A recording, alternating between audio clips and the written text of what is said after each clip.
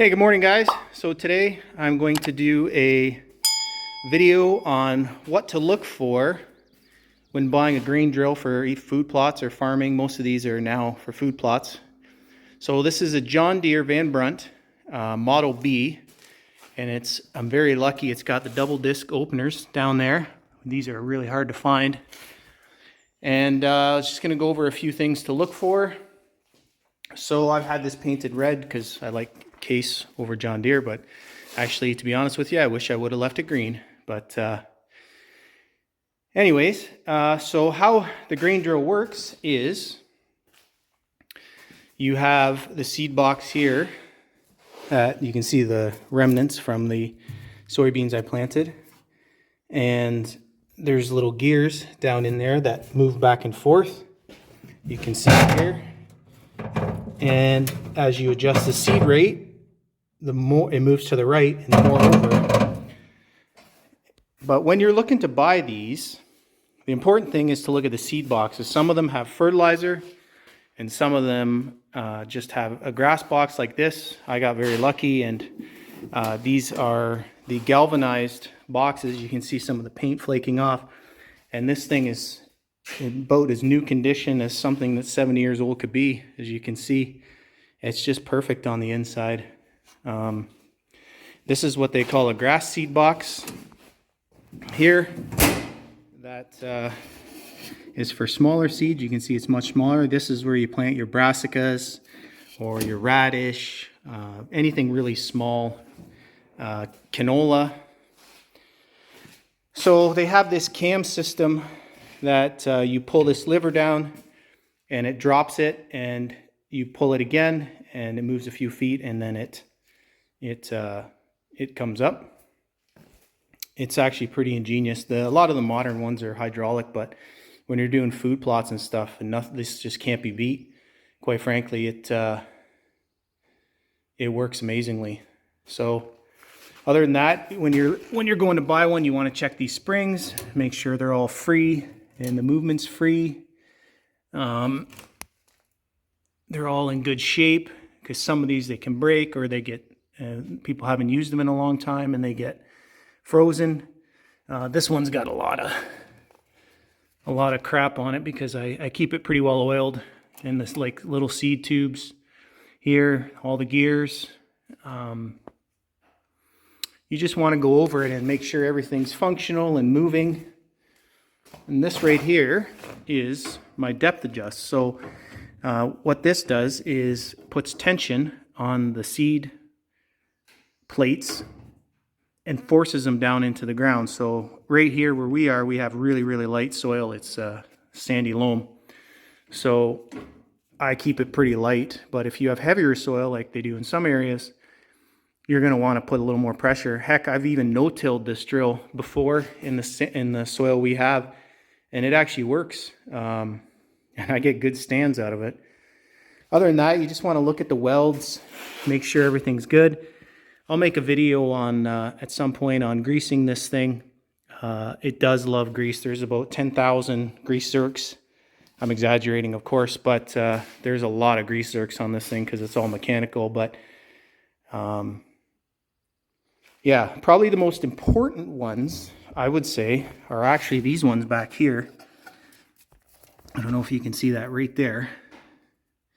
And this one goes down and lubricates these bearings, because these bearings are really a pain in the butt to change if you have to change them. But other than that, they're really good. I mean, you can see there's no play in these whatsoever. The green drill drags these out behind when you're going, and this doesn't have closers or what they call them, like packer wheels in behind like the more modern drills do. It kind of leaves a little trail open, but these drag behind and actually drag a little bit of soil over top to close it. It works pretty well on lighter ground. It really wouldn't work well in clay or anything, but a lot of things with these drills that people miss is right here. So it's ground driven. That's what drives all the gears, which drives the seed feeding rates down in here. But down here, there's a little flap. Let's see if I can fold it over. And then down in there is your drive chain. And a lot of people forget to lubricate that. And that drives your whole unit. If that stops functioning, your unit does not work. So it's something you really want to keep. I usually give it some lubrication at least twice a season. I don't do much acreage with this one, but if you're doing 5 or 6 acres a year, I would lubricate it every time out. So it's just a kind of a brief overview. If you guys would like more on what to look for or how these operate, just shoot me some comments, and I'll fly back over to the farm and do it. And one other thing you might want to look for too is the chain here, to make sure it's lubricated and it's in good shape, because these chains now, they're a bear to change. Even with the new ones, they have the master link, but they're still a pain in the butt to change. This one's been exceptionally well cared for. There's also a cam here, and you can disengage, so this isn't always spinning. So there's a little pin right there. You pull out, and that, you can see that tooth gear clips together, and it'll spin for your grass seed box. Because most of the work I use to plant soybeans and stuff like that, and I don't really use the grass box, but I'm actually going to use it today. I'm going to make a video. Just came over to the farm to plant the brassicas, so I will be planting that later, and actually quite shortly. But in these seed cups, you want to look for, because these are hard to find now. You can find them on eBay.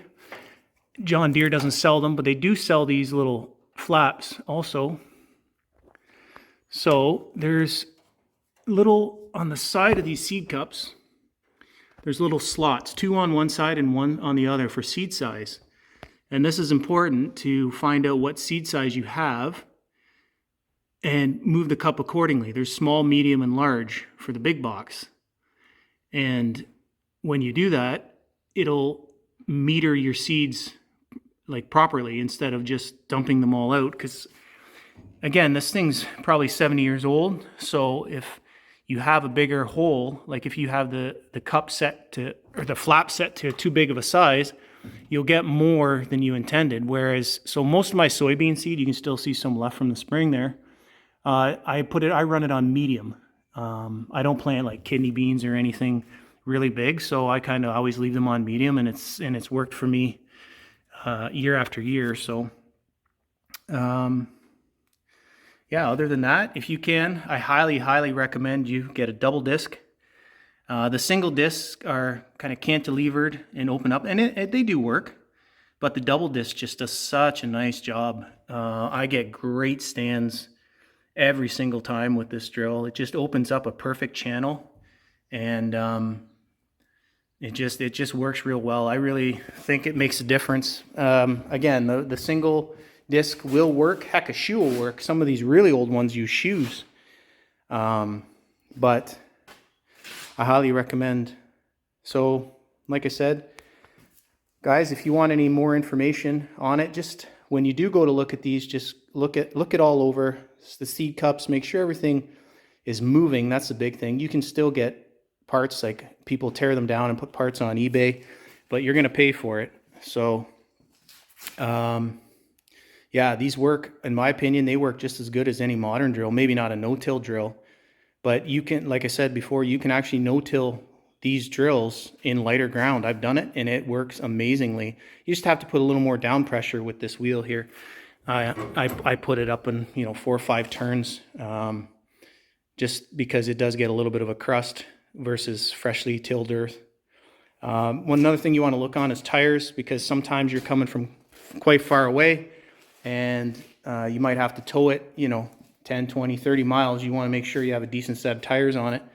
I put brand new ones on it as soon as I bought it. I've had this thing for probably 10 years now. It's put in quite a few acres over the years, and it's still, other than the flaking paint, it's still in great shape. If you grease these and oil these, I think they'll last another 50, 60, 70 years. Anyway, hope you guys enjoyed this video and you found it informative.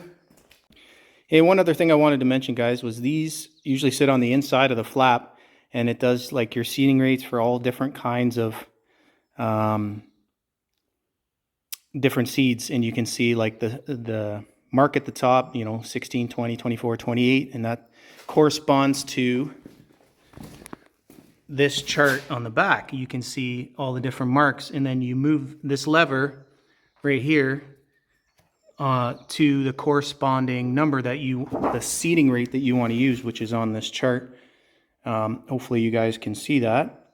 And it also shows you for like grass seed, the bigger beans, corn, something called kaffir corn. I have no idea what that is. Beets. And it also, what I was talking about, those flaps, and you can see the different positions for the different seeds. It's all right here. This is actually really good. I actually took it off from the inside of the drill because it was getting like a little rotten, and I was worried that it would get even further damaged. So I've oiled it up, as you can see by the nice sheen, and I keep it here in the barn and then just refer to it.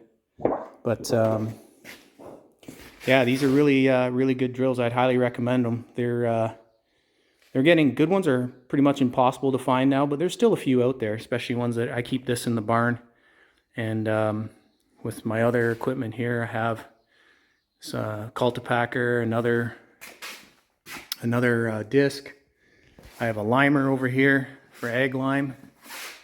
And then I have my other disc. Like I said, we're just going to plant or disc up and plant for some brassicas right now.